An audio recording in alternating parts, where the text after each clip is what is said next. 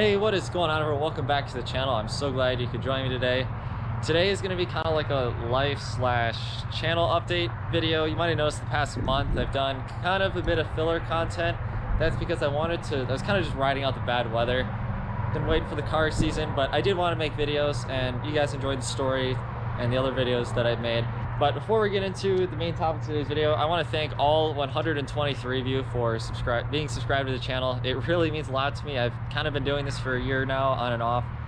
And I don't know, it's been a journey, but this car season, I definitely want to make more, I want to get more serious and make like more high quality stuff for you guys to enjoy. So with that, today, I'm going to talk about two new channel series that I'm going to be starting in the next like month-ish. One is going to be a car review series, which I already have a couple ideas that are like formulating with friends' cars. Maybe if I start getting more into it, I'll take your guys' cars, but we'll see it when we get there.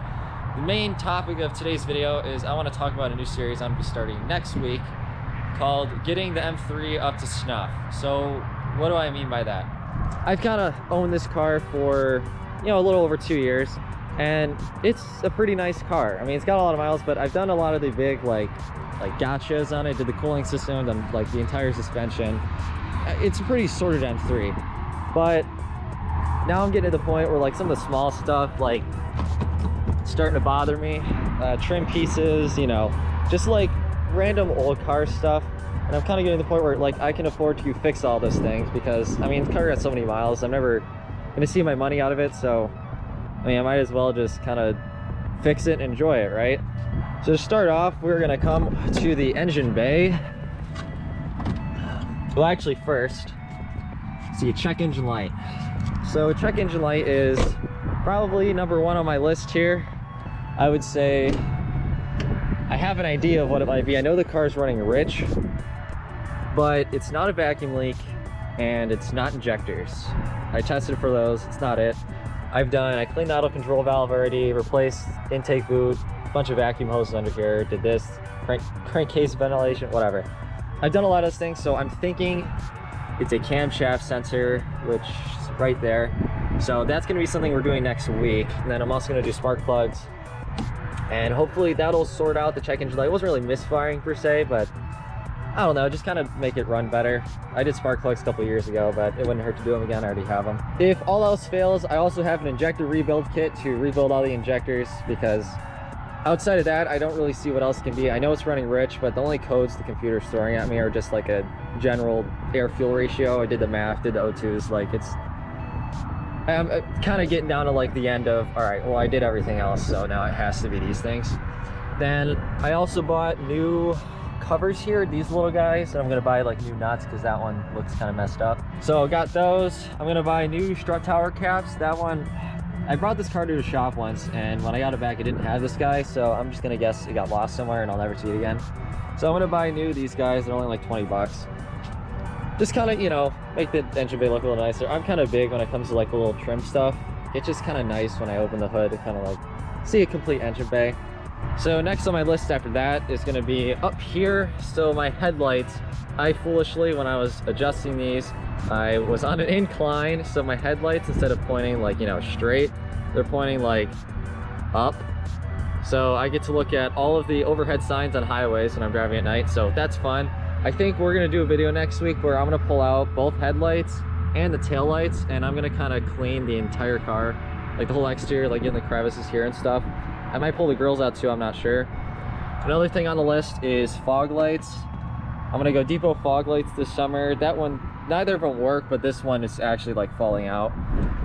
And I'd like them to work because I think the fog lights on these cars look really good when they're on. So we'll get that sorted out. And then actually probably second priority besides the check engine light is brakes. So if you guys know, I want to track this car this summer, and those rotors are not safe for track use. The pad's actually really good life left. Someone, I think before I bought this car, did the good old pad slap, because if you come in here, you might be able to see them, maybe not. Pads have a ton of life left on them, but yeah, whole rotor's caked in rust. It's even worse behind the rotor. So new rotors and pads, and then obviously I'm going to adjust the parking brake with that. So my parking brake cable, because right now you have to pull the lever up really hard. If I adjust that, get it tighter so it's where it's supposed to be, That'll be nice. Probably gonna go with Hawk HPS 5.0 front pads. I'm gonna buy all of it from FC Bureau, new brake fluid. Get this car kind of ready for the track, which you guys will definitely be seeing videos on this summer, along with various BMW CCA events or whatever. So that'll be good. Then kind of coming around to the back here, we have the infamous E36 rear window gasket. Mine is original and plastic. Obviously you can see the missing corner down here. Thing is super messed up, so this summer I'm gonna try to attempt to take this off and not break the glass. I have like plastic trim puller, so that should be fine. And then maybe do something about this, because this is starting to crack, and it kind of, I mean, you don't really notice it, but it's bothered me because it wasn't like that 2 years ago. So I think the antenna actually looks really cool, but I don't know if they make those anymore, so I might just have to take it off. It'd be kind of a shame because I think it adds character to the car, but what are you gonna do? It's better than a broken, cracked one on there. I mean, it was for a car phone anyway, which this car's probably seen in over a decade. And then kind of going along with the seals, gonna do a door seal because this guy is super messed up. I mean, look at that, it's just separating. And then obviously the trim here is not on, which I'm also gonna buy a new one of because I broke it when I was taking the old one off, which was really smart of me. And then we did a sunroof gasket as well because this is letting in a lot of wind noise. It might be this guy, but I don't think it's this guy because this looks fairly newer. Or maybe it's the cowl, I'm not sure, but I think this size, it's not too expensive, so I'm gonna start here and see what that does for my wind noise problem. And then actually coming back inside, I can't really see it right now, but you might have seen in some of my driving videos, the steering wheel is actually crooked. So when I did the cluster bulb video, there's like which I'll link if you guys want to watch it, there's like teeth on the center of the wheel. You have to line them up. Well, I didn't mark it with a Sharpie, so my steering wheel is a little bit too canted this way, so I have to kind of move it one tooth to the left to make it straight. So I might do that with the video when I clean out this interior. I'm also going to take the front seats out at some point and kind of clean here because there's like a coffee stain or something on here and a bunch of crumbs. Super messed up. And then something else as well is I'm going to do the blower motor, which thankfully good work BMW, you don't have to take the whole dashboard out. You can just take the cowl off and pull the blower motor off. So if I go to defrost, it will come on a full blast, but if I try to use the normal AC, sometimes it won't work. Like it'll make like a loud like popping sound and then it just won't turn on. So that'll definitely be a future video so I can have consistently working climate control. And then kind of leaving the car again, something else I'm going to be doing is I'm going to be replacing, or not, sorry, not replacing, swapping around the front two struts. So you might notice I have a lot of camber up front. Maybe not. Trust me, it's a lot. It's like, well, for a street car, it's like close to -3 degrees. And I had to do that because the way I think that I have my camber plates, I think I have them on backwards, or like I have the left on the right and the right on the left, which will, because I'm like maxed out positive on these plates, which is not supposed to be like that at all. So I'd like to run a little less camber because on my tires, which you're not gonna be able to see, there's definitely on my fronts, there's an extra like 30.5 seconds of wear, and that's only after like 8,000 miles, which is not awful, but there's not really a handling benefit over like -2 degrees in the front that I'm ever gonna see the use of, since it's a street car mostly. So I'll probably swap those around and then put the little strut gaskets on there, which I don't have, and I can kind of see already that's starting to rust a little bit. So we'll wire wheel all that off and put some Still Glide gaskets on there, get that sorted. And then one of the last things, speaking of rust, are the jack points. So I'm gonna flash pictures up on screen. The jack points on this car are pretty clean, but it's definitely the rustiest part of this car. The rears are spotless.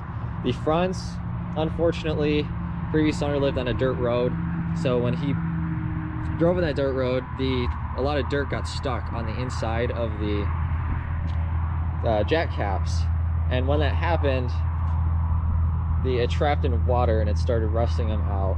There's definitely the one I'm mainly concerned of is the one you're looking on screen right now.